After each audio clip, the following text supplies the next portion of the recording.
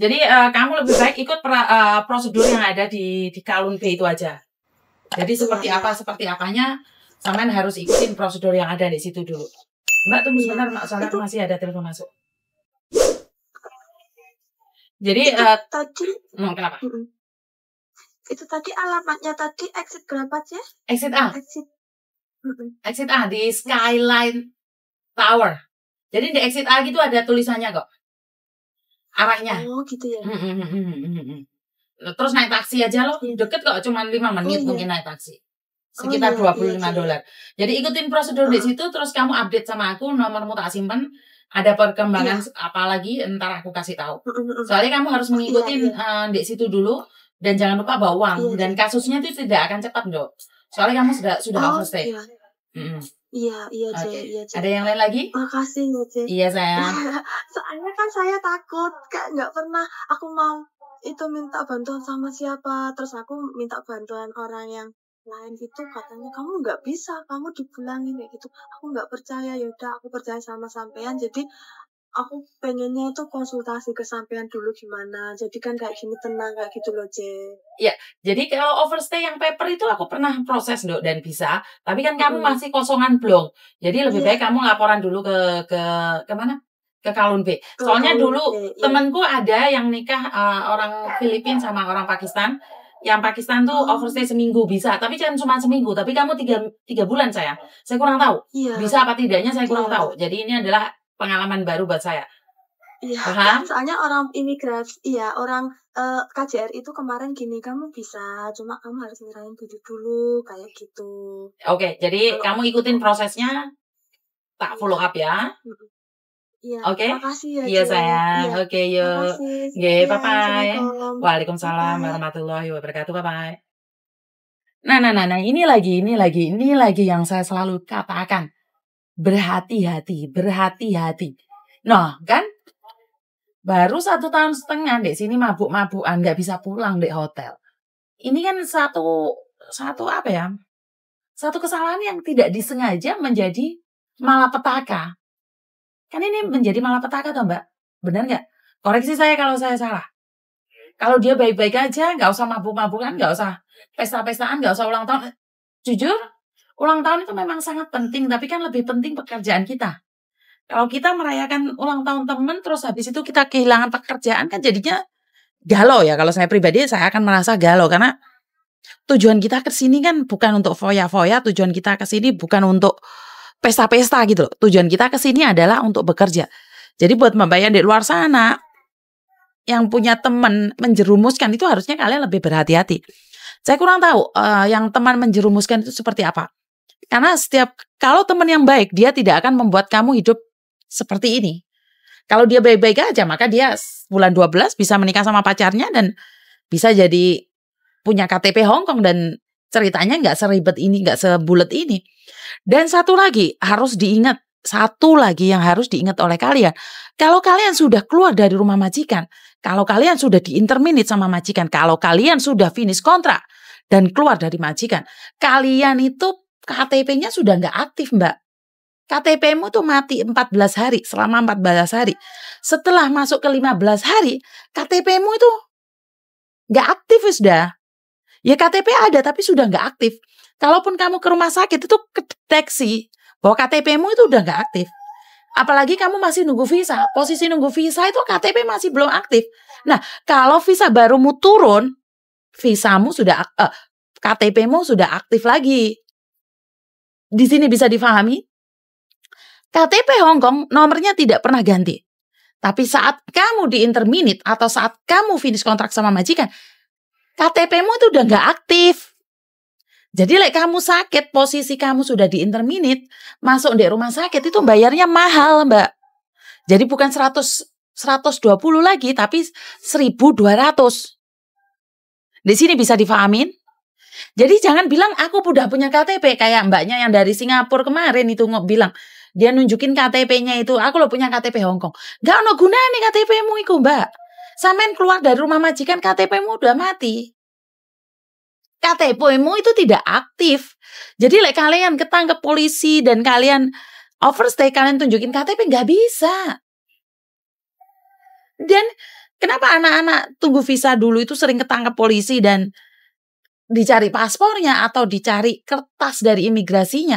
Karena memang dari kantor polisi tidak bisa tahu secara langsung. Jadi kantor polisi itu harus nunggu imigrasi buka dan ditanyakan apakah benar atas nama ini sedang menunggu visa. Jadi banyak anak-anak saya dulu itu zamane rame-rame itu arek-arek sering dolan deh. Mana itu dek Wancel lah, dek Tim Sacoy lah itu ketangkap. Malam-malam polisi telepon saya nanya, apakah benar ini anakmu Yun? Saya tanya, loh siapa ini? Saya dari polisi, saya menangkap 3 anak dengan nama ini. Saya bilang, ya itu benar anak buah saya. Paspornya di mana? Paspornya di kantor dong. Lah kenapa menahan paspor? Kan proses dari ke konsulat Indonesia butuh paspor asli. Lah kenapa kamu menahan? Ya karena masih proses. Bisa nggak dianterin kantor polisi? Ya tengah malam kan saya sama keluarga, mana mungkin saya nganterin paspor. Saya bilang sama polisi, kalau tidak keberatan besok pagi paspor kita antarkan ke kantor polisi. Tapi sebelum kita buka, karena imigrasi kan buka jam 8.30, mungkin mereka sudah connect satu sama lain dan anak-anak dilepaskan setelah jam 10.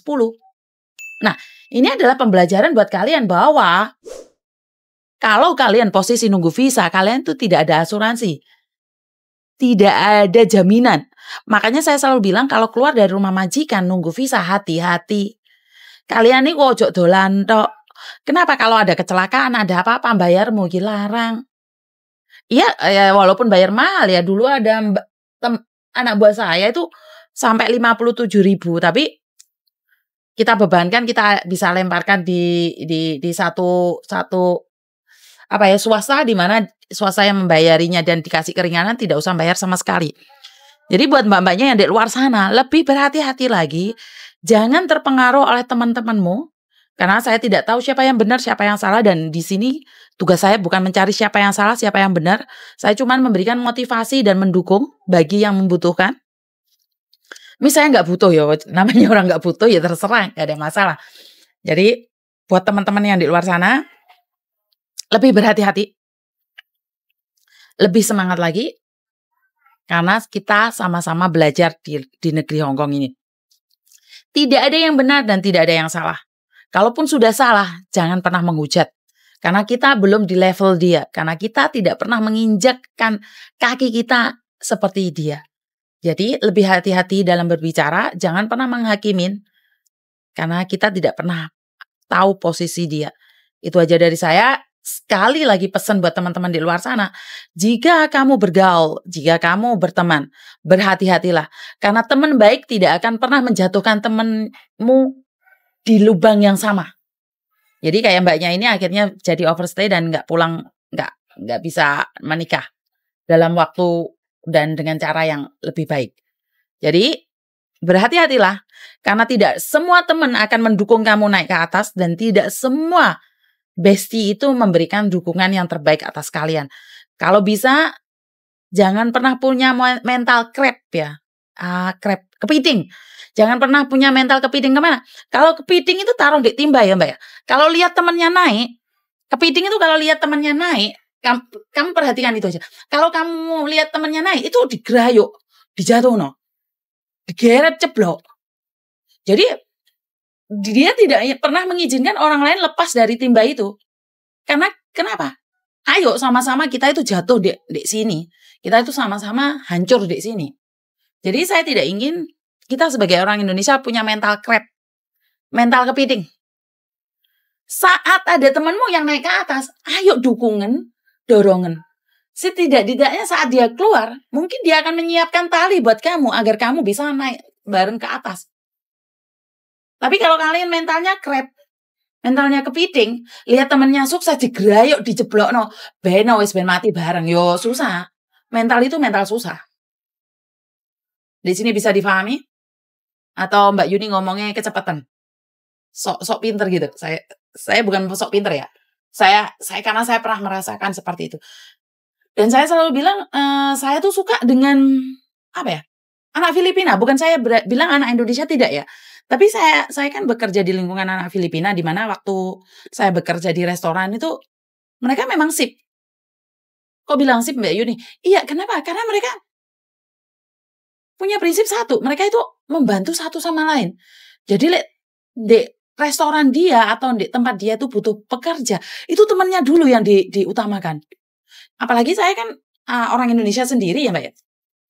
Tidak mudah untuk masuk ke ruang lingkup mereka. Dan di sekeliling itu grup mereka, teman-teman mereka semua. Dan saya jarang melihat satu restoran itu dikuasai oleh staf Indonesia. Jarang banget. Karena kurang tahu ya, karena saya pernah itu dulu memasukkan orang ke restoran saya itu malah menjatuhkan saya gitu loh. Bukannya mendukung saya, malah seolah-olah itu saya dicari kesalahannya supaya saya dipecat dari perusahaan gitu loh. Mungkin saya kurang beruntung punya teman yang nggak baik, tapi apakah ini satu tanda bahwa kita memang mentalnya crap? Ini bukan cuman di restoran aja, di dulu di agent saya dulu waktu di sentral itu juga seperti itu. Jadi saya butuh staff, terus saya minta teman saya untuk gabung sama saya, ya juga gitu. Karena saya punya prinsip pergaulan saya sama anak Filipina, saya berharap orang-orang di sekitar saya itu sama-sama naik gitu loh, bareng naiknya. Atau saya yang GR ya, saya merasa dijatuhkan. Saya kurang tahu. Mungkin karena saya punya prinsip kalau saya sukses, saya itu ingin orang-orang sebelah saya itu sukses. Kalau saya bisa, saya itu ingin orang sebelah saya itu bisa gitu. Tapi pada akhirnya tetap saya harus sendiri gitu loh. Dan ini pernah kejadian juga di Macau, di mana saya punya boarding house dan salah satu teman baik saya juga mengkhianati saya. Tapi apakah saya marah? Enggak. Karena rezeki orang satu-satu tidak sama. Saya selalu punya prinsip, saya mencoba yang terbaik. Kalaupun saya tidak bisa menjadi yang terbaik, setidaknya saya pernah mencoba. Jadi itu aja dari saya. Ingat, memilih teman bukan berarti pilih-pilih yang sok milih gitu ya. Bukan. Memilih teman adalah yang satu tujuan, satu frekuensi dengan kita dan tidak ada keinginan untuk menjatuhkan satu sama lain.